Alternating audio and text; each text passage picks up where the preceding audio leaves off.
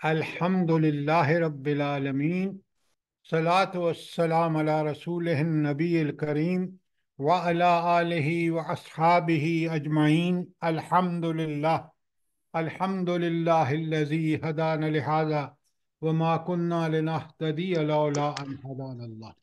رب اشرح لی صدری ویسر لی امری واحلل عقدۃ من لسانی یفقہوا قولی، آمین یا رب العالمین۔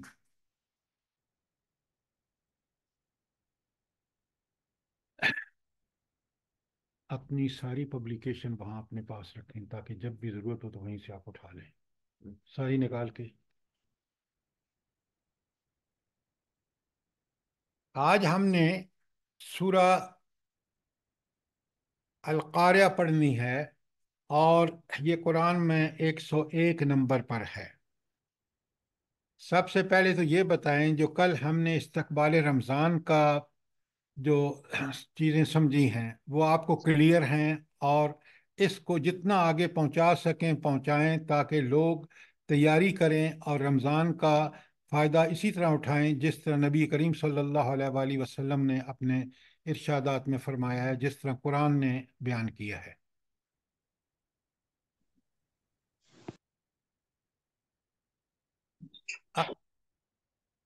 اب آپ کے پاس ایک مکمل ہینڈ آؤٹ موجود ہے اس پہ، جس میں الحمدللہ کافی انفارمیشن ہے۔ کوئی آپ کی طرف سے کامنٹس نہیں آ رہے؟ جی جی الحمدللہ سر، سر، جزاک اللہ خیرن کثیرا۔ الحمدللہ پوری کوشش ہے ہماری، اور اللہ تعالی ہمیں توفیق دے، آمین۔ ایسا ہی انشاءاللہ کرے۔ اچھا، اب آ جائیں سورہ القاریہ پہ۔ میں نے لکھوایا تھا آپ کو کہ 30ویں پارے میں، پھر میں دوبارہ لکھوا رہا ہوں اور پھر سوال آپ سے کر رہا ہوں، کیونکہ ان میں سے ساری صورتیں تقریباً ہم نے کر لی ہیں، اور آخری صورت القاریہ جو ہے وہ آج کر رہے ہیں۔ تو پہلی سورہ 30ویں پارے کی جو شروع میں سورہ نبا سے شروع ہوتی ہے، وہ پوری کی پوری آخرت پر ہے۔ سورہ تکویر، سورہ الانفطار اور سورہ الانشقاق، یہ تینوں صورتیں پوری کی پوری آخرت پر ہیں، اور نبی کریم صلی اللہ علیہ وآلہ وسلم نے فرمایا کہ جس شخص کو یہ دیکھنا ہو کہ قیامت کیا ہے تو اس کی ساری تصویر جو ہے وہ آپ کے سامنے ان تین صورتوں میں، التکویر، الانفطار اور الانشقاق میں آ گئی ہے۔ یہ تینوں ہم نے پڑھ لی ہیں۔ سورہ زلزال قرآن میں 99 نمبر پر ہے، وہ بھی ہم نے پڑھ لی ہے۔ اور آج سورہ القاریہ جو ہے یہ بھی پوری کی پوری آخرت کے بارے میں ہے۔ لہذا ان صورتوں کو پہلے تو مجھے یہ بتائیں کہ ان کو سمجھ کے پڑھنا اور سمجھ کے پڑھ کر ان پر غور و فکر کرنا، ان کو اپنے ذہن میں پوری طرح بٹھانا، اس کا فائدہ کیا ہے بھلا؟ کیا فائدہ ہے؟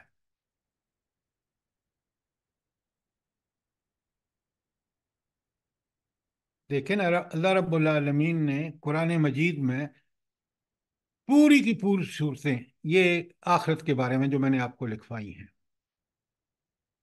اسی طرح مضمون قرآن میں دیکھ لیں، توحید کی پوری صورتیں جو ہیں وہ آخری تین ہیں، سورہ اخلاص اور سورہ الفلق اور سورہ الناس۔ لیکن قرآن میں یہ جو ہے آپ کا پورا قرآن میں توحید جو ہے کوئی صفحہ خالی نہیں ہے۔ قرآن کی ابتدا بھی توحید ہے، قرآن کی انتہا بھی توحید ہے۔ لیکن ہم یہ دیکھتے ہیں کہ ٹوٹل جو صورتیں جو مکمل آخرت کے بارے میں ہیں وہ توحید سے بھی زیادہ ہے۔ توحید کی آیات زیادہ ہیں، اس کو کمی مت سمجھیں اس کی۔ لیکن یہ کیوں ہے؟ آخر اللہ تعالیٰ نے یہ قیامت کے بارے میں بڑی کھل کے اور بڑی زوردار انداز میں یہ بتایا گیا ہے کہ یہ آخرت کیا ہوگی، کیسے ہوگی، تو اس کی کیا وجہ کیا ہے بھلا؟ دیکھیں نا، ہمیں سمجھنا چاہیے تاکہ ہم اس سے مستفید ہو سکیں۔ جی سر، سر اس عقیدہ لیے کہ آخرت مضبوط ہوگا تو انسان غلط کاریوں سے بچ جائے گا، اس کی دنیا بھی درست ہو جائے گی، اس کی آخرت بھی درست ہو جائے گی۔ ٹھیک ہے، اور سر آخرت کی تیاری کے لیے اس دنیا میں جو ان صورتوں کو پڑھنا سمجھنا اور عمل کرنا ضروری ہے۔ اور جی اللہ تعالیٰ کے سامنے حساب کتاب کے لیے جو کھڑا ہونا ہے اس کا خوف پیدا ہے۔ سر بالکل ہمیں جب ہمارے اوپر یہ مسئلے آئیں گے ہم نے پڑھا ہوگا تو ہمارے لیے آسانی ہوگی۔ اور اور سر یہ اللہ کا دل میں خوف اور اللہ کی محبت پیدا ہوگی اور رسول اللہ صلی اللہ علیہ وآلہ وسلم کی اطاعت اور اللہ کی اطاعت میں چلنا شروع کر دیں اچھا، گے یہ انشاءاللہ۔ آپ کہہ رہے ہیں محبت پیدا ہوگی، تو آخرت کی صورتوں سے محبت کیسے پیدا ہوتی ہے، مجھے سمجھائیں۔ سر وہ جہنم کی آگ سے بچنے کی خالی ہے۔ وہ تو ڈر ہے، وہ تو انذار ہے، محبت تو نہیں ہے وہ۔ جب ہمیں اللہ کا خوف ہوگا کہ ہم اس کے سامنے کھڑے ہوں گے اچھا، اور اب جواب دیں ذرا ہوں گے تو پھر ہم نیکیاں کریں گے اور نیک کام کریں گے۔ یہ ساری باتیں آپ کی ٹھیک ہیں، ہاں میں آپ کو اللہ کے قرآن، ساتھ پلیز میں آپ کو قرآن کی زبان میں بتاتا ہوں۔ دیکھیں، آپ کو آگ میں آپ ہاتھ کیوں نہیں ڈالتے، مجھے بتائیں۔ کچن میں آپ روز کام کرتے ہیں، کیوں نہیں آگ میں ہاتھ ڈالتے؟ کیونکہ جلنا یقین ہوتا ہے کہ ہاتھ جل یقین ہوتا ہے کہ جل جائے گا۔ یہ یقین آخرت کا انہی صورتوں سے پیدا ہوتا ہے، اور وہ خوف کہ جہنم کی آگ سے ہم بچ جائیں جو دنیا کی آگ سے 70 گنا زیادہ ہے۔ تو اس کا ایک فکرے میں جواب ہے کہ انسان کے دل میں جب یقین پیدا ہوتا ہے پھر وہ عملی زندگی میں اس کو پہ عمل کرتا ہے۔ تو آخرت کا یقین ہمارے اندر وہ کام کرنے کا جذبہ پیدا کرتا ہے، وہ عزم اور وہ حوصلہ، اور وہ ہمارے اندر پوری طاقت سے بات ابھرتی ہے، اور یقین پیدا ہوتا ہے کہ ہم آخرت کے لیے دنیا میں جئیں، کیونکہ دنیا میں آئے آخرت کمانے کے لیے ہیں۔ تو لہٰذا اب آپ نے کہا نا، میں نے کہا آپ سے کہ قرآن، تو قرآن آپ دیکھ لیں، جب شروع میں سورہ بقرہ کی پہلی 5 آیات میں جو مومنین کی صفات ہیں جو قرآن سے فائدہ اٹھائیں گے، اس میں آخرت کے بارے میں کیا لفظ ہیں بلا؟ ہوں یوقنون وَبِالْآخِرَةِ هُمْ يُوقِنُونَ، وَبِالْآخِرَةِ هُمْ يُوقِنُونَ، وہ آخرت پر یقین رکھتے ہیں۔ یقین پیدا ہوتا ہے، آپ کے جذبات خیالات اس پہ بالکل ٹھک جائیں۔ تو یہ آخرت کی آیات جو ابھی آج ہم القاریہ پڑھ رہے ہیں، پہلی میں نے لکھوا دی ہیں آپ کو، یہ اگر مجھے یاد ہوں اور میں سمجھ کے نمازوں میں دن میں 1 2 ہی پڑھ لوں تو میرا پورا دن جو ہے وہ پکا یقین اور پختہ ہوگا، اور میں اپنے عملی لحاظ سے میں اللہ کی رضا کے لیے کام کروں گا اور برائیوں سے بچوں گا۔ اس کو سمجھیں بات کو۔ یہ آخرت کا یقین نہ ہونا، آج آپ دیکھ لیں آپ کے ملک میں کیا ہو رہا ہے۔ یہ کرنے والوں کو بالکل آخرت کا یقین نہیں ہے۔ جس کو آخرت کا یقین ہے وہ ہر کام سوچ کے کرتا ہے، کیونکہ میں نے اگر کسی کو میلی آنکھ سے بھی دیکھا تو میرا رب مجھے پکڑے گا۔ لہذا قرآن کو پوری طرح سمجھ کے پڑھیں، تو آخرت کا یقین جو ہے وہ ہماری عملی زندگی کو بدل سکتا ہے۔ اب ذرا آئیے اور دیکھیے القاریہ، وہ بڑا حادثہ، وہ عظیم حادثہ، یہ پہلی آیت ہے۔ اور بلا اس کے اندر کیا چیز چھپی ہوئی ہے ہمارے لیے جو ہمیں سمجھنی چاہیے؟ القاریہ کا لفظ کے ساتھ کیا چیز ہمارے ذہن میں آنی چاہیے؟ قیامت قیامت کی سر۔ ہاں، یہ تنبیہ ہے، یہ تنبیہ ہے کہ بندے ہوش میں رہ، ایک دن قیامت برپا ہوگی، تیرا پورا اعمال نامہ تیرے سامنے رکھ دیا جائے گا، اسی کی بنیاد پر فیصلہ ہوگا۔ تو یہ ایک لفظ القاریہ کہہ کے اللہ تعالیٰ نے اس بہت بڑی حقیقت جس سے ہم نے گزرنا ہے وہ ہمارے سامنے رکھ دی۔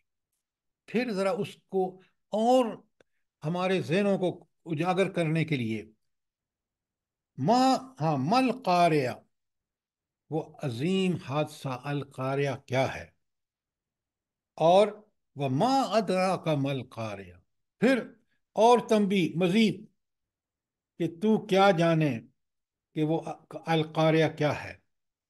جسے تو غافل ہے نا، اسے تمہیں جگایا جا رہا ہے.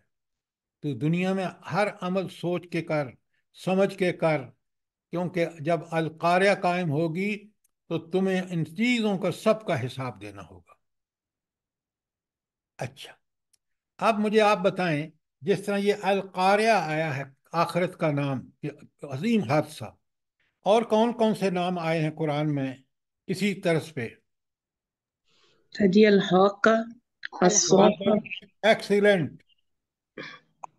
الغاشیہ، الواقعہ لکھیں آپ، التامہ، الصاخہ، القیامہ،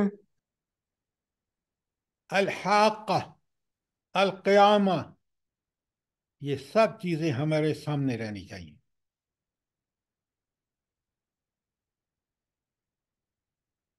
اور پھر آپ پڑھ چکے ہیں کہ سورہ زلزال میں جب اللہ تعالیٰ فرماتے ہیں، بالکل شروع کی 2 آیات، اذا زلزلت الارض زلزالہا، کیا حادثہ ہوگا ذرا سوچیں.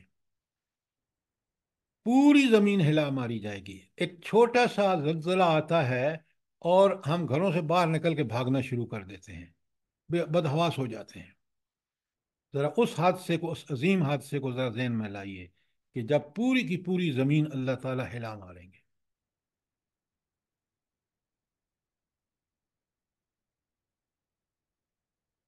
تو ان آیات کو جو، بلکہ ان صورتوں کو جو آخرت کے بارے میں ہیں، بڑے سمجھ کے پڑھا کریں.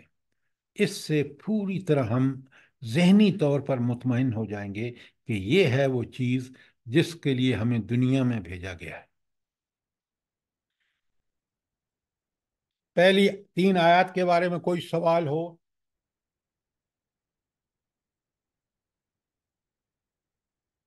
اچھا، آگے چلیے. یوم یکون الناس کالفراش المبثوث، وہ دن جب لوگ بکھرے ہوئے پروانوں کی طرح ہوں گے. اب صرف ثواب کے لیے نہ پڑھیں، بھلا مجھے یہ بتائیں کہ لوگ جب بکھرے ہوئے پروانوں کی طرح ہوں گے، اس کی کوئی مثال ہم دنیا میں سمجھ سکتے ہیں جس سے، تاکہ یہ ہمیں اس کا ٹھیک ٹھیک اندازہ ہو؟ کبھی جی آپ سر، نے روشنی جی کے گرد جب پروانے گھومتے ہیں، گرتے ہیں اس پھر مر مر، اس کے گرد کسی بھی روشنی کے گرد پروانے چکر لگاتے ہیں اور مر مر کے گرتے ہیں نیچے، ڈھیر لگے ہوتے ہیں. بالکل آپ نے ٹھیک کہا. آپ اپنے گھر کی ٹیوب لائٹ، جس میں رات کو اس کو تھوڑا روشن رکھیں، اور پھر دیکھیں پروانوں کو وہاں کہ کس طرح وہ بار بار اس کے اوپر جھپٹتے ہیں اور پھر مر کے گر جاتے ہیں، تاکہ ہمیں بالکل کلیئر ہو کہ یہ دنیا میں پروانوں کو جو آپ دیکھیں اس لائٹ پہ اندھیرے میں کس طرح جھپٹتے ہیں، پریشان، مدہوش. بالکل انسان کا یہ حال ہوگا آخرت میں. تو عظیم حادثہ ہوا یا نہیں ہوا؟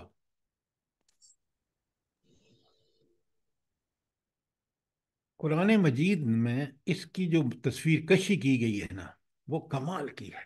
ہم بڑے ناسمجھ لوگ ہیں، اللہ نے اتنی عقل دی، سمجھ دی، صلاحیت، وہ سارے آواز دیے تاکہ ہم ان چیزوں کو ٹھیک ٹھیک سمجھیں. اب ذرا آج میں ایک دوسری پڑھ رہا ہوں جو ان حالات کی کس قدر عکاسی کر رہی ہے. وَلَا يَسْأَلُ حَمِيمًا حَمِيمًا، اس دن کوئی دوست، پکا سچا دوست بھی کوئی اس سے ہمدردی نہ کر سکے گا. یبصرونہم، تم ان کو دیکھو گے، اور یعنی کوئی دوست کسی دوست کے کام نہیں آئے گا. یود المجرم، اس دن جو مجرمین ہیں نا، وہ کیا کریں گے؟ لو یفتدی من عذاب بے بنی ہے، چاہے وہ اس کے فدیہ دے کے چھڑانا چاہیں. کس کو؟ اپنے پیارے بچے کو. وہ صاحبتی، اپنی بیوی کو. وہ اخی ہے، اپنے بھائی کو. وہ فصیلت التی توی ہو، وہ پوری بلڈنگ جس میں وہ پناہ لیتا تھا. وہ فی الارض جمیعا، اور چاہے وہ زمین میں جو کچھ ہے اس کو دے کے فدیہ دینا چاہے، نہیں. ثم ینجی ہے، تاکہ پھر وہ چھوٹ جائے. تو یہ حال ہوگا اس دن. یہ سورہ معارج کی آیت 4 تا 10 ہے. سورہ معارج آیت 4 تا 10. اب آپ دیکھیں کہ یہ ہے وہ قیامت کے دن انسان کی صورتحال جس سے وہ دوچار ہے. یعنی آپ اندازہ کریں کہ مجرم جو ہیں. اچھا یہاں مجرم سے کون مراد کیا ہے بلا؟ جلدی بتائیں. سر ہاں یعنی کہ بد لوگ جو بھی بتائیں نا، مجرم کون ہے جن کے بارے میں یہ کہا جا رہا ہے؟ گناہگار، جی. سر جن کے جن اعمال جو ہیں جن وہ کے بد اعمال ہلکے ہوں گے، جن کے اعمال لیے مجرم وہ ہے یہاں جس نے اللہ تعالیٰ کے احکامات کی بڑے غور سے سنیں. جن لوگوں نے دنیا کی زندگی میں دنیا میں بھیجے گئے تھے کہ وہ اللہ کے احکامات کی پیروی کریں، لیکن اللہ نے آزادی دے دی کہ حق یہ ہے، اس کی فطرت میں رکھ دیا، انبیاء کے ذریعے کتابوں کے ذریعے الگ سے بالکل وضاحت کر دی. اب انسان پہ اللہ تعالیٰ نے اس کو اختیار دے دیا، چاہے تو عمل کر چاہے نہ عمل کر. عمل کرے گا تو دنیا میں بھی اور آخرت میں اللہ کی سارے انعامات کا مستحق بن جائے گا. اور اگر تو اس کو نہیں مانے گا، اس کے عمل نہیں کرے گا، تو مجرم ہے. اور مجرم کا حال یہاں بتایا جائے ان آیات میں. تو اب ہمیں کھول کے بتا دیا یہ مجرم کا حشر ہوگا اور یہ انعامات ہوں گے مومن کے، جس نے ایمان کے ساتھ عمل صالح کیا ہوگا. بندے کو بار بار اس کو یاد دہانی کرائی جا رہی ہے. دیکھ، یہ ہے رب کا قانون کہ اللہ تعالیٰ نے پوری ہدایت کا بندوبست کر کے پھر تمہیں آزادی دے دی ہے. اس آزادی کے نتیجے میں غلط کرو گے، مجرم بن کے اللہ کے سامنے پیش ہوگے. اگر اس آزادی کو سرنڈر کر دو گے، اللہ تعالیٰ کے سامنے مطیع اور فرما بردار بن جاؤ گے، پوری زندگی اس طرح گزارو گے، زندگی میں بھی اللہ کے انعامات آپ کو ملیں گے اور آخرت میں بھی. کتنا کلیئر ہے اگر ہم ان کو غور کریں، سمجھیں. اچھا، یہ تو پہلی 3 آیتوں میں بتا دیا کہ وہ عظیم حادثہ جب برپا ہوگا تو صورتحال کیا ہوگی. پھر بتا دیا کہ یہاں آیت نمبر 4 میں کہ انسان بالکل اس طرح جس طرح پتنگے مرتے ہیں نا اندھیرے کی رات میں روشنی میں، انسان بالکل اسی طرح بکھرا ہوا اور اسی طرح پریشان ہوگا جس طرح یہ وہ ہیں آپ کے کیڑے مکوڑے جو ہیں وہ پریشان ہیں. اور پھر آپ دیکھیں اگلی کیفیت، وَتَكُونُ الْجِبَالُ كَالْعِهْنِ الْمَنْفُوشِ، اور پہاڑ رنگ برنگ کے دھنکے ہوئے اون کی طرح ہوں گے. یہ پہاڑ جو ہمالیہ اور یہ آپ تو ہم اسی کو دیکھتے ہیں جو اسلام آباد میں قریب تر ہے. اور آپ دیکھیں جب یہ روئی کی طرح اڑیں گے تو انسان کی کیفیت کیا ہوگی. بھائی ہم تو ان کو عادی ہیں دیکھنے کے کہ یہ بالکل جامد ہیں، کھڑے ہوئے ہیں، اور ایسی پکی چیز ہے کہ کیسے ہوں گے جس طرح دھنی ہوئی روئی اڑ رہی ہوتی ہے. اچھا، یہ رنگ برنگے کا لفظ کیوں استعمال کیا ہے؟ دیکھا مومن تو جی ہر ایک ملک کی ہر ایک جگہ کی مٹی علیحدہ ہے اور ہر ایک کا پتھر اور سبزہ اور ہریالی پہاڑوں کی علیحدہ. سر بات تو پہاڑوں آپ کے اندر جو معدنیات وغیرہ ہیں سب اللہ اڑیں گی کا تو. خوف کریں، اللہ کا خوف کریں. پہاڑوں کو دیکھیں، ان کے اندر بلیئرز ہوتی ہیں، کچھ کے رنگ زرد ہوتے ہیں، کچھ کے دوسرے رنگ ہوتے ہیں. تو جب یہ روئی بن کے اڑیں گے تو وہ رنگ واضح ہوں گے جو پہاڑوں کے اندر ہیں. یہ اتنی سی بات ہے. پتہ نہیں آپ پھیلا کے پہاڑوں کے ساتھ سبزے کو بھی ملا رہے ہیں، حالانکہ بات یہاں پہاڑوں کی ہو رہی ہے آیت میں، اسی کو سمجھیے. جی قرآن کی آیت بھی ہے نا کہ مجھے آیت یاد نہیں ہے کہ مختلف کلر کے رنگ اللہ نے ان پتھروں میں پیدا کیے، تو اس مجھے کی کیونکہ وجہ سے. بہت گھومنے کا کمپنی کی وجہ سے مجھے آئل فیلڈ میں جانا پڑتا تھا پورے ملک میں، تو میں نے تو پہاڑوں کو دیکھا اپنی آنکھوں سے کہ اس میں رنگ بھی ہیں، مٹی کا رنگ بھی ہے اور دوسرے رنگوں کے لیئرز بھی ہیں. اچھا، یہ 5 آیتیں ہم نے پڑھ لی. पहले मुझे ये बताएं कि ये 5 आयतें क़यामत के कौन से मरहले, मैंने आपको पहले बताया एक मरहला होगा। अच्छा, इसको भी ज़रा समझ लें ताकि आपको कुरान पढ़ते वक्त जो है वो बात बड़ी क्लियर हो। पहली बात यह है कि कुरान में कितने सूर का बयान है भला? सर कितने दो सूर? दो। जी, दो सूर होंगे सर, एक पहला एक दूसरा। और कोई? 3 सूरों का बयान। जी, हर 3 सूर का बयान है। हाँ, कौन कौन से होंगे? पहले सब जमीन हिला दी जाएगी, हम सब मर जाएंगे, फिर दोबारा उठाए जाएंगे, और फिर तीसरे सूर पे हम मैदान हशर में हाजिर हो जाएंगे। बिल्कुल गलत, कुरान में कहीं नहीं है ये 3 सूर जिस तरह आप बयान कर रहे हैं, बिल्कुल गलत। देखें सर दो कुरान का को बयान है। समझ के पढ़ा करें। हाँ जी। सर दो ही सूर हैं सर, सब नफ़ा अव्वल और नफ़ा सानी। अब यहाँ पर इस बात को जरा अच्छी तरह समझ लें। वो ये है कि असल में 3 सूर है, और कुरान के मुताबिक बता रहा हूं। अगर आप कहेंगे तो मैं आपके सामने वो आयत भी रख दूंगा कि किन ये 3 सूरों का जिक्र। पहला सूर जो है, और कुरान में आप लिख लें ताकि आपको ये पता चले कि पहला सूर जो है वो है कि सारे इंसान जो है उसकी आवाज़ इतने घबराएंगे कि पूरा निज़ाम दरहम बरहम हो जाएगा और इंसान जो है बेहोश हो जाएंगे। इसकी तफसीलात आपको मिल जाएंगी, लिखें सूरह हज की 1 और 2, और सूरह यासीन की आयत 49 और 50।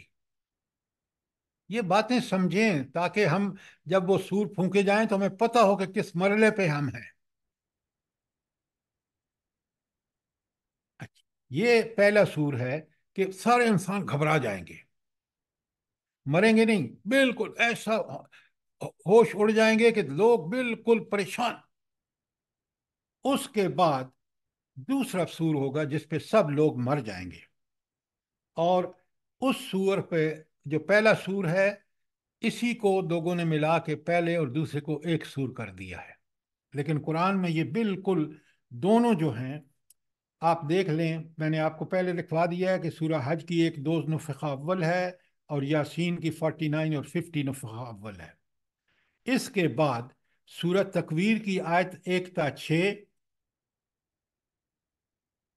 ये सूर नुफ़ख़ा सानी है, और बाकी जितनी भी हमने पढ़ी हैं वो नुफ़ख़ा सानी हैं जो मुख्तलिफ आयत के शुरू में आयत आई हैं।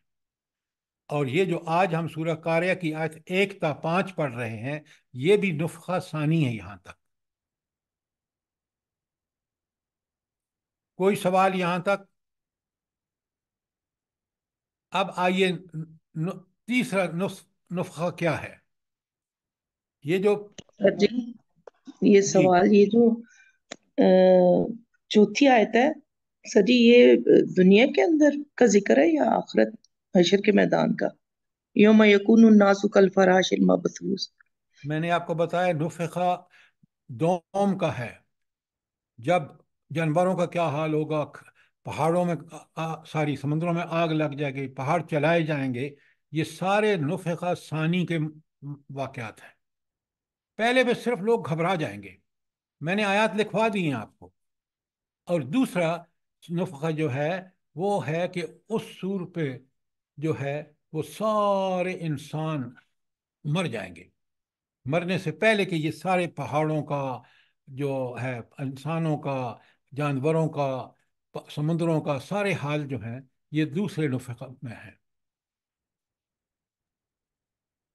सवाल करें ताकि बात समझें आप।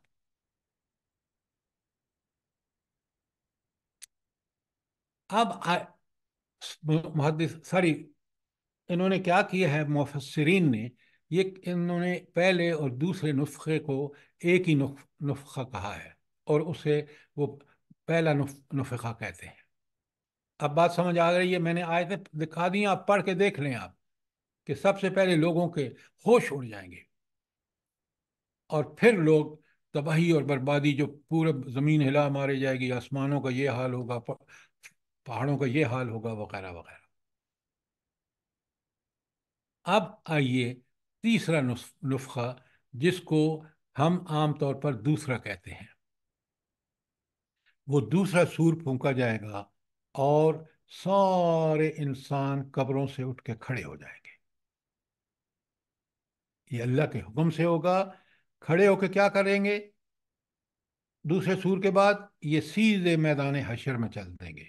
اب اور کوئی سور نہیں پھونکا جائے گا۔ یہ وہاں پہنچیں گے، ایک دن 50,000 سال کا ہوگا، اور پھر وہاں حساب و کتاب ہوگا۔ یہ ہیں سور، اور اس کی یہ ہے ترتیب اور ترکیب۔ اب آیات آپ دیکھ سکتے ہیں۔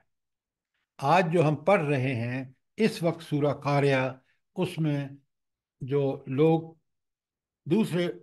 پہلے سور پر یہ 5 آیات، وہ عظیم حادثہ جب برپا ہوگا تو لوگ جو ہیں وہ بکھرے ہوئے پتنگوں کی طرح ہوں گے، اور پہاڑ جو ہیں وہ دھنتی ہوئی رنگ برنگی روئی کے حساب سے اڑ رہے ہوں گے۔ یہ ہے پہلے مرحلے کی تصویر۔ جب اس کے بعد ساری دنیا ختم کر دی جائے گی، ہر ذی روح ختم ہو جائے گا۔ وَيَبْقَ وَجْهُ رَبِّكَ ذُو الْجَلَالِ وَالْإِكْرَامِ، اور صرف تیرا رب جو ہے وہ ذو الجلال بھی ہے اور ذو الاکرام بھی ہے، وہ باقی رہے گا۔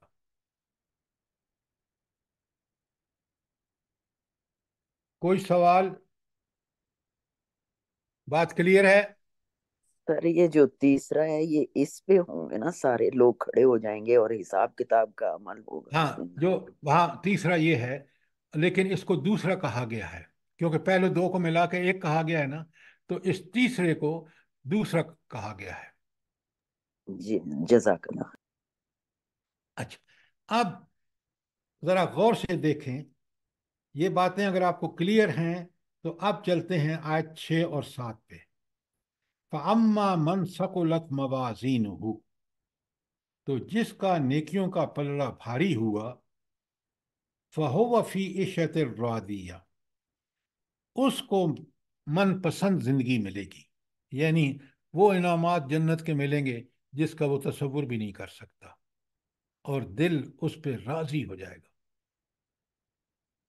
اب آپ مجھے بتائیں یہ کون سا مرحلہ ہے جب وہ پلڑے بھاری ہوں گے اور پھر اس کو من پسند زندگی مل جائے گی؟ کون سا مرحلہ ہوگا؟ سر ٹھیک یہ جو ٹھیک بتائیں دوسرا، بھائی، سر دوسرا حساب کتاب کا مرحلہ ہوگا۔ سر یہ میدان تیسرا ہوگا۔ حساب کے بعد سر جن کے اعمال زیادہ، آپ بالکل ٹھیک کہہ رہے ہیں۔ دیکھیں، تیسرا تو اس وقت شروع ہو گیا جب قبر سے کھڑا ہوا۔ اب قبر سے کھڑا ہو کے وہاں بھی پہنچ گیا ہے، محشر میں بھی، اور حساب کتاب ہو گیا ہے، ثقلت موازینہ، اس کا نیکیوں کا پلڑا۔ تو آپ مجھے بتائیں کہ یہ تیسرے مرحلے کا یہ موقع ہے کہ جب حساب و کتاب ہو کے اور اس کے بھاری نکل گئے اس کے اعمال۔ مرحلے کو ٹھیک ٹھیک وقت سمجھیے کہ پہلا مرحلے میں ہے تو کون سا ہے، اس مرحلے کی بھی تو سٹیجز ہیں۔ دوسرا ہے تو یا اب اس کو جب ہم تیسرا کہتے ہیں، بعض مفسرین اس کو دوسرا کہا ہے کیونکہ پہلے اور 2 کو ایک کہا ہے، تو تیسرے کا یہ وہ موقع ہے جب قبر سے اٹھ کے میدان حشر میں پہنچ چکا ہے، پھر اس کا حساب کتاب بھی ہو چکا ہے، حساب کتاب میں اس کے نیکیوں کا پلڑا بھاری ہوا ہے۔ یہاں جب آپ مجھے بتائیں گے تو میں آپ سے کہوں گا کہ آپ کو سمجھ آ گئی ہے۔ اور میں نے آپ کو بتایا ہے کہ ادھر حساب کتاب ہو رہا ہوگا، بالکل اسی وقت، اسی وقت جنت اپنی ساری نعمتوں کے ساتھ نظر آ رہی ہوگی میدان حشر سے۔ جہنم کی آگ بھڑک رہی ہوگی، وہ بھی انسان دیکھ رہا ہوگا۔ پل صراط پڑا ہوگا کس کے اوپر؟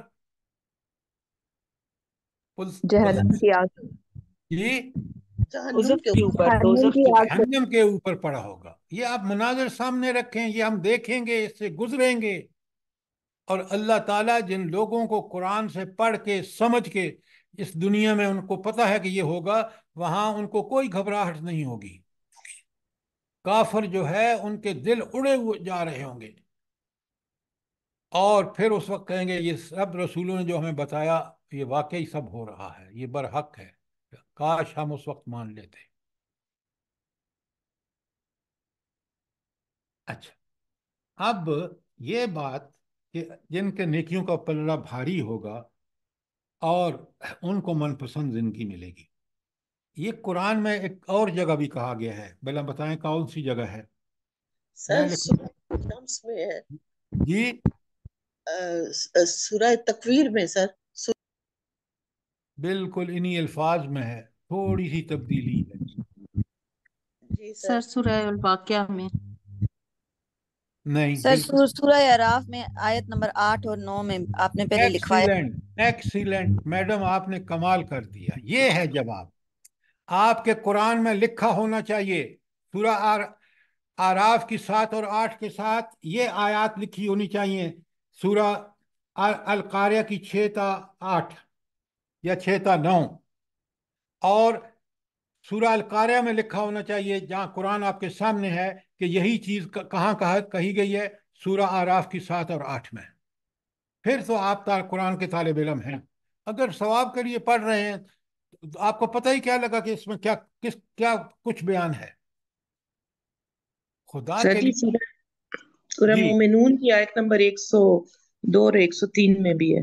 بالکل ہے، یہ سب لکھا ہونا چاہیے۔ آپ کے قرآن پہ لکھا ہوا ہے میڈم؟ جی سر جی۔ جی سر لکھا ہوا ہے۔ دونوں آیتیں لکھی ہوئی ہیں، جی سورہ سر۔ آراف کی بھی اور سورہ جی مومنون کی بھی۔ جی سر جی۔ پھر تو آپ قرآن پڑھتے ہیں، لیکن جن کا قرآن پڑھ پڑھ کے اس پہ یہ بھی نہیں لکھا کہ یہ آیات فلاں جگہ ہیں، تو پھر انہوں نے قرآن کیا پڑھا اور کیا سمجھا؟ مجھے بتائیں نا، کیسے طالب علم ہیں یہ؟ اپنے قرآن کے اوپر لکھا کریں، بس آیت نمبر اور سورت کا نمبر لکھ لیں، سورت کے نمبر سارے آپ کو یاد ہونے چاہیے کہ کون سا نمبر کون سی سورت ہے۔ مجھے اتنی آسانی ہے کیونکہ میں نے وہ نمبر یاد کیے ہوئے صورتوں کے، تو میں ایسا کرتا ہوں کہ سورت کا نام اوپر لکھتا ہوں اور بٹے میں وہ لکھ لیتا ہوں اس کی آیات جو اس کے متعلق ہیں۔ پورا قرآن میرے پاس بالکل تیار ہے، جب پڑھتا ہوں تو مجھے سمجھ آ جاتی ہے کہ یہ چیز یہاں بیان ہو رہی ہے، یہ فلاں سورت کی فلاں آیت میں بھی بیان ہو رہی ہے۔ یہ لکھیں تاکہ ہم قرآن کا حق ادا کریں، اور قیامت کے دن اس بات کا پوری طرح نبی کریم صلی اللہ علیہ وآلہ وسلم کی امت سے قرآن کے بارے میں سوال ہوگا۔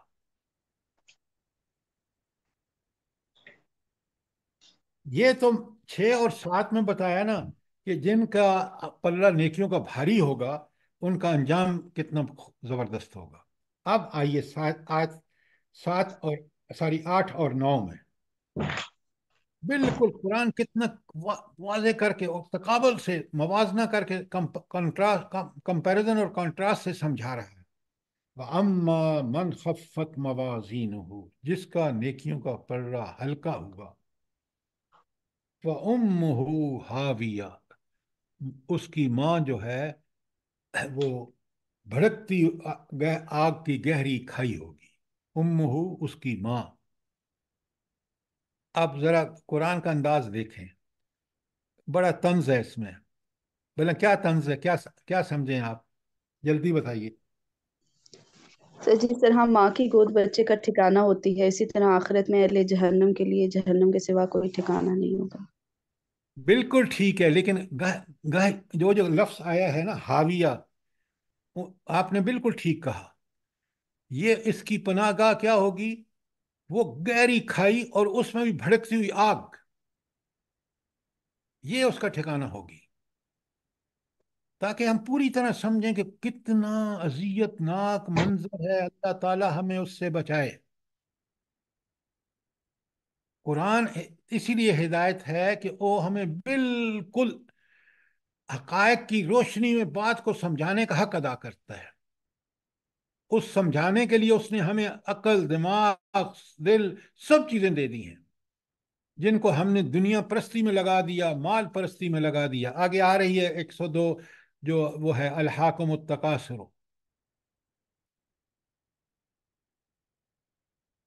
اب آپ کا اچھا، اب ذرا اس حاویہ کو جو ہے اور دیکھیں اللہ تعالیٰ کس طرح کھول کے بتا رہے ہیں.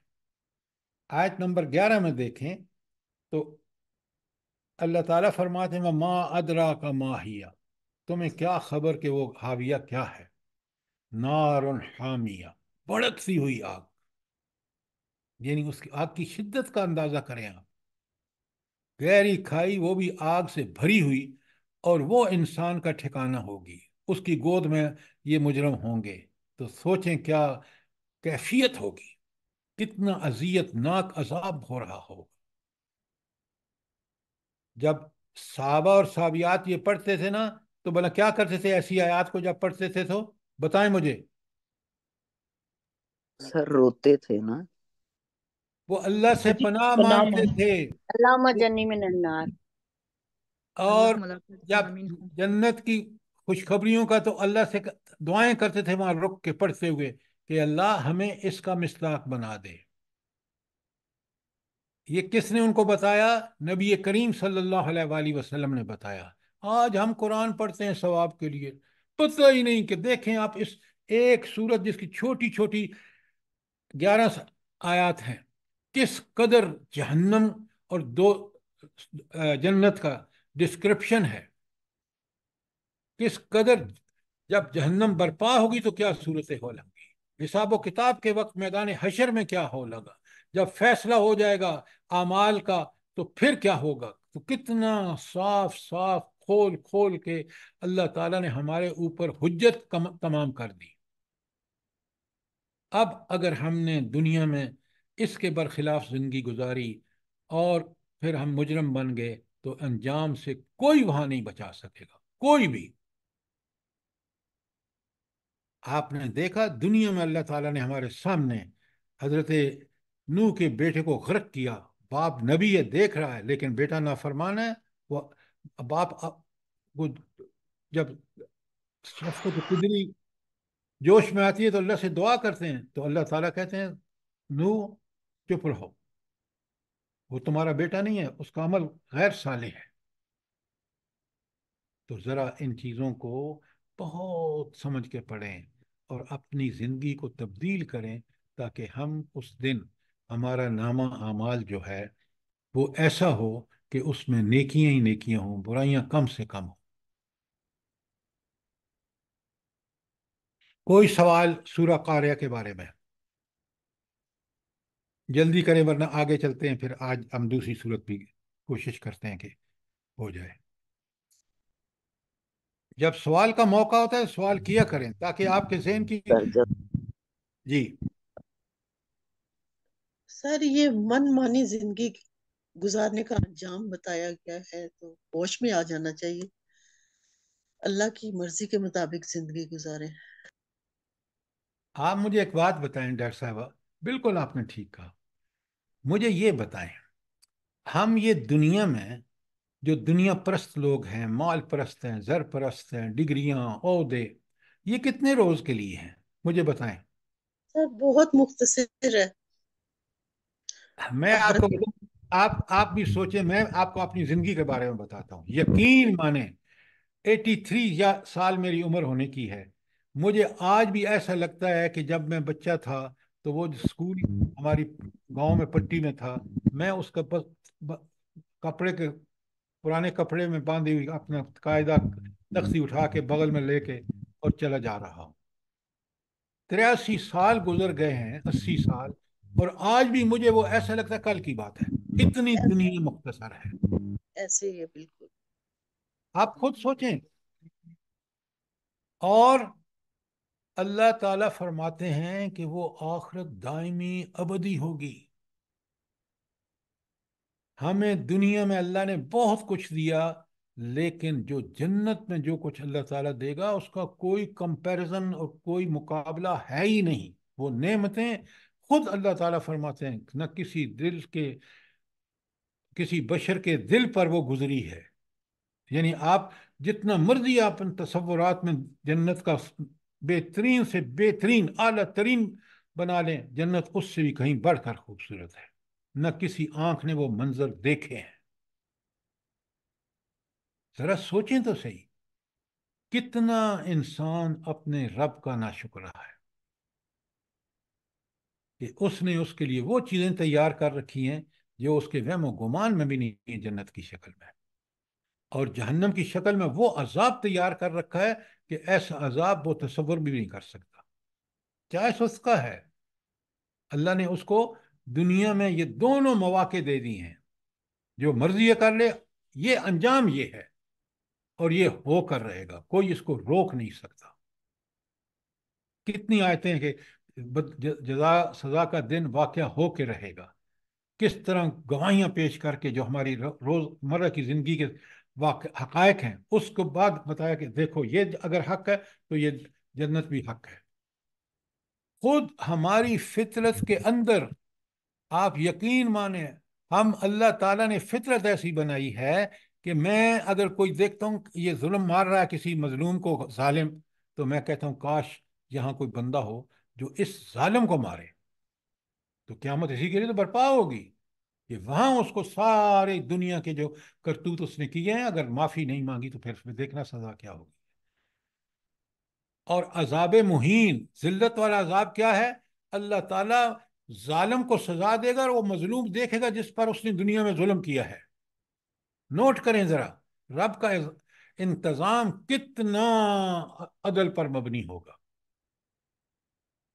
اللہ تعالیٰ کا ایک اسماء الحسنى سے نام ہے العدل، سراپا عدل، کہ عدل کے برخلاف ذرا برابر بھی نہیں ہوگا، عین عدل کے مطابق۔ جی سر، یہ دنیا آخرت کی کھیتی ہے، جو ادھر بو گے وہی کاٹو گے ادھر۔ تو ان چیزوں کو سمجھیں، یہ قرآن اور یہ ساری ہدایات جو ہیں وہ ہمیں مجبور کرتی ہیں، ہماری فطرت کا تقاضا ہے، ہمارے خود نفس جو ہے، نفس لوامہ جس کو اللہ نے بنایا ہے، وہ بھی برائی پہ ٹوکتا ہے، ہمیں نیکی پہ شاباش دیتا ہے۔ لہٰذا ہم اللہ کا فضل سمجھیں اور اس کی عنایتوں کو سمجھتے ہوئے اس کے احسانات، اس کی ہدایت قرآن و سنت کی شکل میں اس کی صحیح صحیح قدر کریں۔ اگر کوئی سوال نہیں ہے تو ہم چلتے ہیں آگے۔ اچھا، ایک اور بات بتائیے، دیکھیں یہ باتیں سوچا کریں، سمجھا کریں، جن اولادوں پہ آپ اللہ کے فضل و کرم سے اتنی محنتیں کر رہے ہیں، آپ یہ بتائیں مجھے کہ یہ اولادیں بندے سے کس وقت، اللہ کہتا ہے نا لا انصاب بینکم، کہ کوئی قرابت داری ختم ہو جائے گی، یہ کس موقع پہ ختم ہوگی، اور پھر آپ کی اولادیں کہاں ملیں گی، یہ بتائیں۔ سر حساب کتاب کے وقت، حشر کے میدان میں حساب کتاب کے وقت، اور جنت میں، جنت میں جب آپس میں اوپر نیچے کے درجے میں ہوں گے تو اللہ کرے گا کہ پھر ان کو اوپر والے مجھے درجے میں آپ دے گا۔ ہاف ہارٹیڈ جواب نہ دیا کریں پلیز۔ پہلے میں نے آپ سے سوال کیا ہے کہ کب یہ رشتے ختم ہو جائیں گے، باپ بیٹے کو نہیں پہچانے گا، الگ الگ، وہ کون سا مرحلہ ہوگا؟ جدی آیت پڑھ دو، میدان حشر میں سورہ عبس کی جو آیات ہیں 33 اچھا، سے۔ ہاں پڑھیں۔ فَإِذَا جَاءَتِ الصَّاخَّةُ يَوْمَ يَفِرُّ الْمَرْءُ مِنْ أَخِيهِ وَأُمِّهِ وَأَبِيهِ وَصَاحِبَتِهِ وَبَنِيهِ لِكُلِّ امْرِئٍ مِّنْهُمْ يَوْمَئِذٍ شَأْنٌ يُغْنِيهِ۔ اچھا، یہ انڈائریکٹ آیت ہے، میں ڈائریکٹ آپ کو سناتا ہوں، لکھیں پہلے اس آیت کو۔ یہ سورہ مومنون کی آیت 101 تا 103 ہے، لکھیں اور سنیں غور سے۔ فَإِذَا نُفِخَ فِي الصُّورِ فَلَا أَنْصَابَ بَيْنَهُمْ يَوْمَئِذٍ وَلَا يَتَسَاءَلُونَ، یہ 101 ہے۔ جب سور پھونکا جائے گا ان کے درمیان رشتہ داریاں ختم۔ آپ مجھے بتائیں یہ کون سا موقع ہے، کون سا سور ہے؟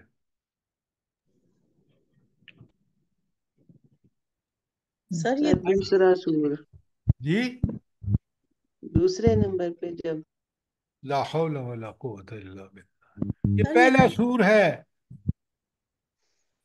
اس کے پھونکنے کے بعد परेशानी में दौड़ रहे हैं, कोई माँ बाप बेटा किसी की कोई हेल्प नहीं कर सकता, खत्म रिश्तेदारियां। और ये था पहला मरहला। बात क्लियर है? सवाल करें। अब ये औलादें अगर जन्नती हैं और आप भी जन्नती हैं, तो फिर अल्लाह ताला आपको जन्नत में ये औलादें मिला देगा, आपको पूरे ख़ानदान को जो नेक होंगे उनको इकट्ठा करके।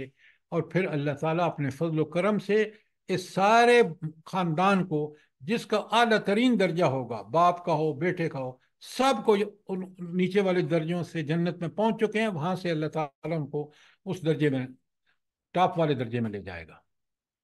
ये वहां पे मिलाप होगा आपका। सर एक्सक्यूज मी, कुरान पाक में बार बार ऐसे आता है वला खौफुन अलैहिम वला हुम यहज़नून। तो खुदा ना खास्ता अगर इसका कोई फैमिली मेंबर, कोई औलादों में से जन्नत में नहीं आएगा तो फिर उसे परेशानी नहीं होगी? आप जरा इस दुनिया में अपनी जो नफ्सियाती कैफियत है उससे जरा निकल के बाहर आ जाए, और वो दुनिया बिल्कुल अलग होगी। आप पहले मेरी जो बात है उसको समझे, मैं उस पे आ रहा हूँ। जी सर। पहली बात, आपको औलाद कब अलग होगी और औलाद आपको कब मिलेगी, ये बात समझ आ गई? जी सर, आगे। तो अगली बात पहले आप अपने ज़हन में समझें कि आपने अपनी औलाद को इस तरह पालना है दुनिया में कि वो नेक हों, ताकि वो भी जन्नत में हमारे साथ रहे। आपको जितनी फिक्र है ना कि मेरी औलाद दुनिया में ये बन जाए वो बन जाए, डिग्रियां ओहदे पता नहीं क्या क्या, और आपको ये फिक्र नहीं है कि मेरी औलाद जन्नत में जाए, तो फिर आप सोचें कि आप ये अक्लमंदी का काम कर रहे हैं या बेवकूफ़ी का। सर बताएं ना मुझे। बेवकूफी में टाइम गुजर जाता है। अब बेवकूफी का।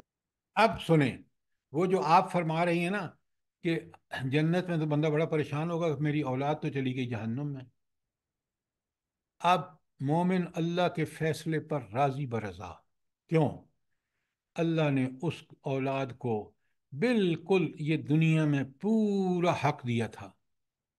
अगर उसने उस हक का गलत इस्तेमाल करके और दुनिया परस्ती में लग के रिश्वतें माल, तो औलाद को वो परेशानी, जो सारी औलाद अब जहन्नम में जाएगी, ये बाप जन्नत में जाएगा, माँ जन्नत में जाएगी, तो उसको कोई परेशानी नहीं होगी। क्यों? कि उसने खुद उस अथॉरिटी को सरेंडर किया अल्लाह के सामने और अल्लाह का ताबेदार बन गया। बेटे ने नहीं किया, उस अंजाम को पहुंचा, ये अल्लाह का हुक्म था। फिर जन्नत का माहौल एक ऐसा माहौल होगा कि इंसान शुक्र के जज्बात से लबरेज होगा कि मेरे रब ने कितना करम किया है। औलाद पे अफसोस इसलिए कम से कम होगा कि उसने खुद इस रास्ते पे चला और इसके अंजाम से दो चार हुआ, हालांकि अल्लाह ने क्लियरली बता दिया था। अब बात समझ आई है नहीं है आपको? जी सर, समझ आइए। तो डॉक्टर साहबा, आप इस दुनिया को उस दुनिया पर कयास ना करें, वो बिल्कुल अलग दुनिया है। अल्लाह की नेमतें, अल्लाह का शुक्र के जज्बात और पता नहीं क्या क्या कुछ है। अस्सलाम वालेकुम सर। वालेकुम सलाम वरहमतुल्लाह। सर ये कितनी लिमिट तक हम अपनी औलाद की मामले में हमारी पकड़ नहीं होगी जब उनकी शादियां हो जाए, या नहीं सर आखिरी टाइम तक हम पहले आपको अच्छी तरह पता है, बड़ा अच्छा सवाल किया आपने, बड़ा गौर से सुने।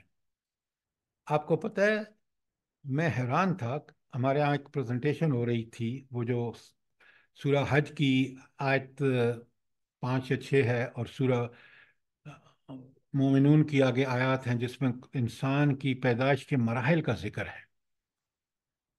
अब जो है ये बच्चे की पैदाइश के मराहिल, मेडिकल साइंस इसने इंतहा कर दी है रिसर्च में, और बिल्कुल जो अल्लाह ताला ने वो फरमाया है ना, आयत सूरह मोमिनून और हज की आयत में पैदाइश बिल्कुल उससे टैली करता है। यानी कुरान बरहक है। कुरान इसका मोहताज नहीं है कि साइंस उसको साबित करे, तो कुरान नहीं, कुरान है ही बरहक। पहली बात।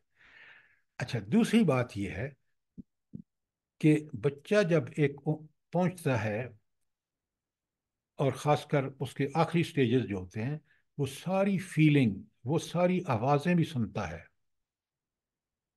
اسی لیے آپ دیکھتے ہیں کہ وہ جو مائیں قرآن کی حافظہ ہوتی ہیں اور بچہ قرآن کی تلاوت کرتی رہتی ہیں، ان کے بچے قرآن سے پیدائش کے وقت ہی آشنا ہوتے ہیں۔ اور آپ نے سنا ہوگا کہ بعض بچے جو ہیں وہ پیدائش کے وقت قرآن پڑھتے ہوئے پیدا ہوتے ہیں۔ لہذا آپ یہ جو آپ سوال کر رہی ہیں نا، آپ کے پیٹ میں جب بچہ ہوتا ہے اور وہ آپ اپنے اللہ کے تابع دار و فرمانبردار ہوتے ہیں، تو اس کے اثرات بچے پر بھی پڑتے ہیں۔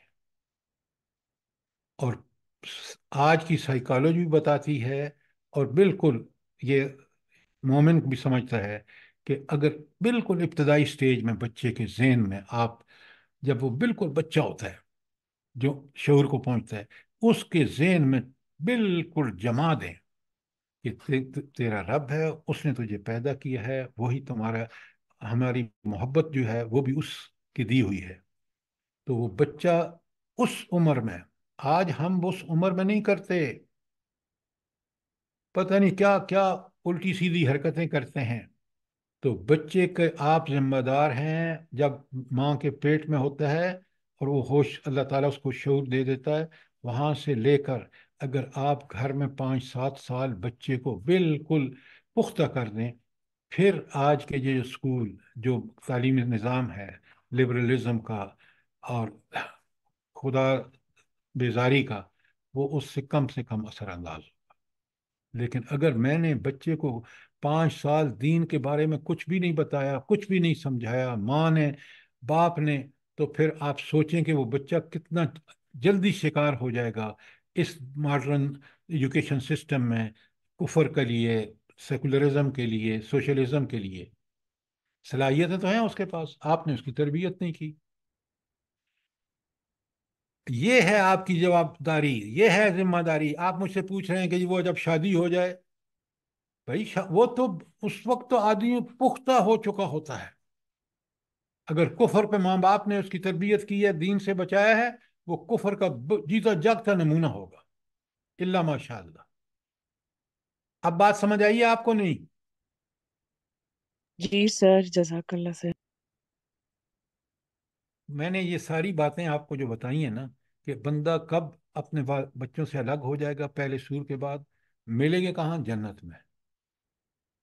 تو اب آپ کی ذمہ داری ہے کہ اس بچے کو آپ نے تربیت ایسی دینی ہے کہ وہ بھی ہمارے ساتھ جنت میں جائے۔ اور میں نے آپ کو بتایا ہے کہ سب سے اہم عمر جو ہے وہ بالکل بچپن کی عمر ہے۔ وہاں ہم جو ہے پتہ نہیں کیا کیا الٹے سیدھے کام کرتے ہیں، نہ اپنی زندگی اسلام پر، نہ بچوں کو اسلام کی ہوا لگی، تو وہ بچے کیا جنت میں جائیں گے؟ وہ کیسے مقام پائیں گے؟ اس مقام کو حاصل کرنے کے لیے آپ والدین کو سب سے پہلے کوشش ان بچوں کی تربیت، خود اپنی تربیت، تاکہ ہم سب جنت میں اکٹھے ہوں گے۔ پہلے سور کے بعد ہر شخص الگ، اب ایک ذات ہے اس کی اپنی، کوئی اتنی پریشانی ہے، کوئی فکر بھی نہیں ہے اولاد کی۔ یوم یفر المرء من اخیہ و امہ و ابیہ، پڑھیں ذرا۔ جی کوئی سوال؟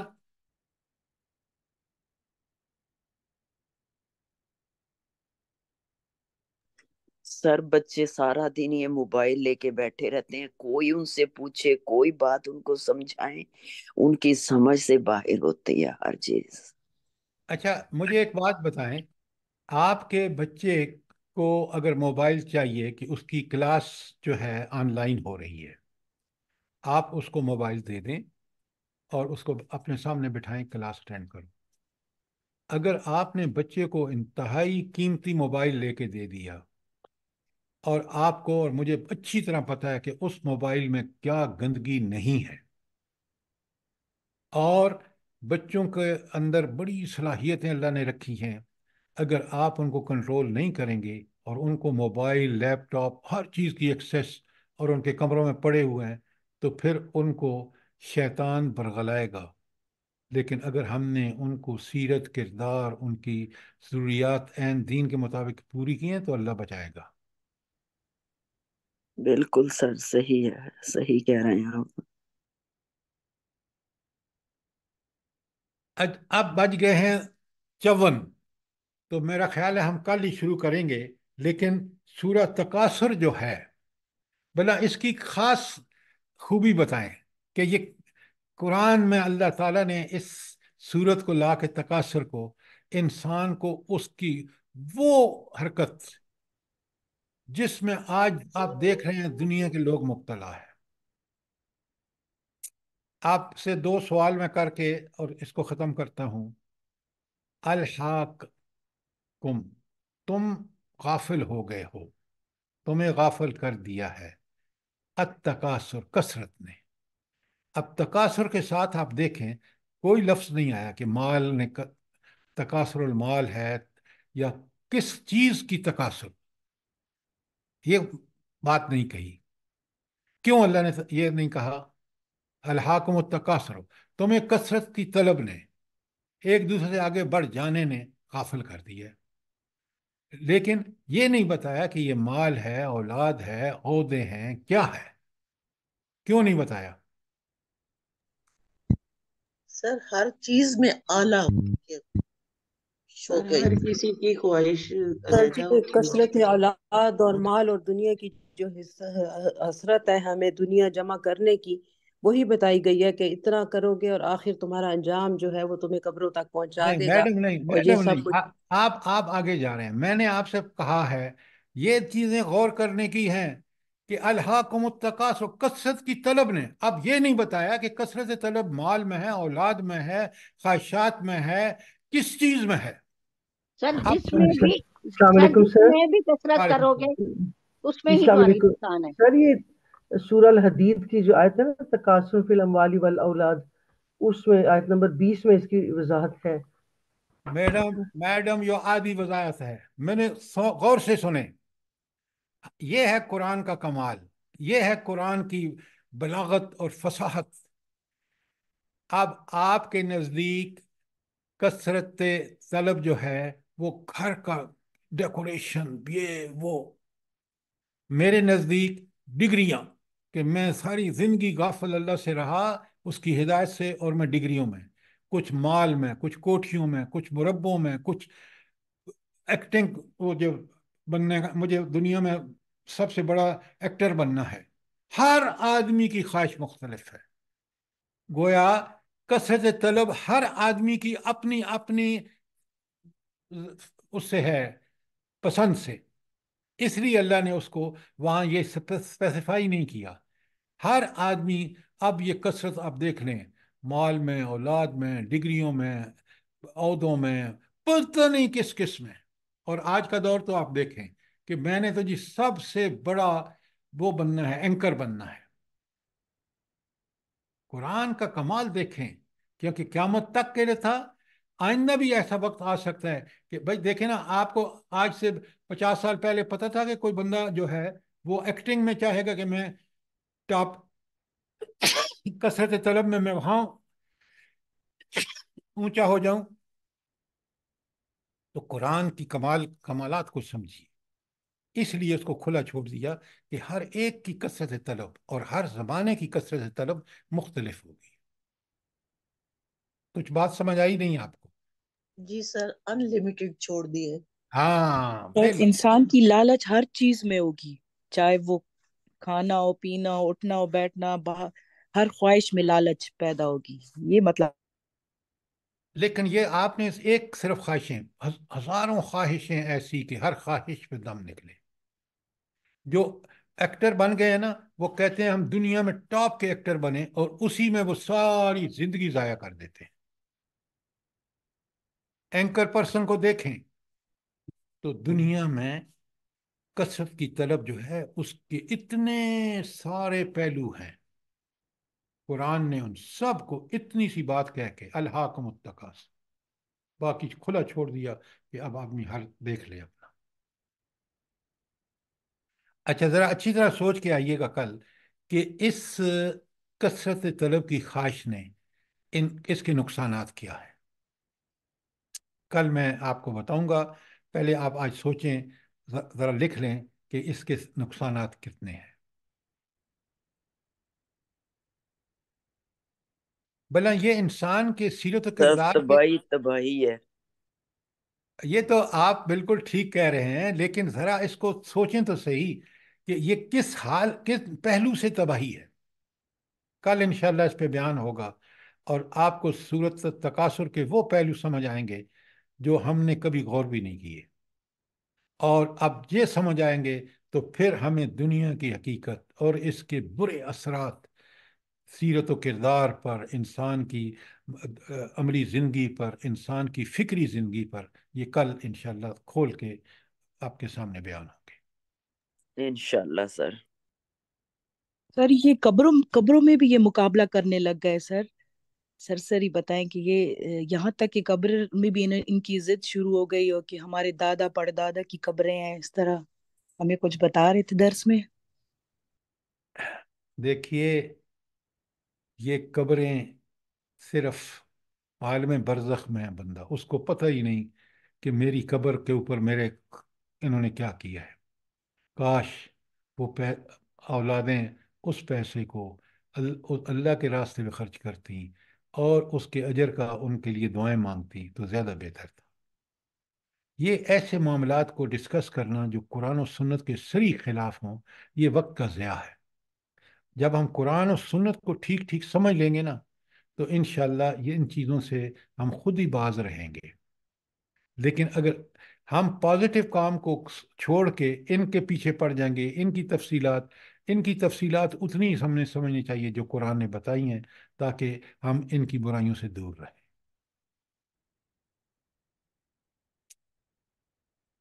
کوئی سوال، کوئی چیز کلیئر نہ ہوئی ہو تو ضرور پوچھیں۔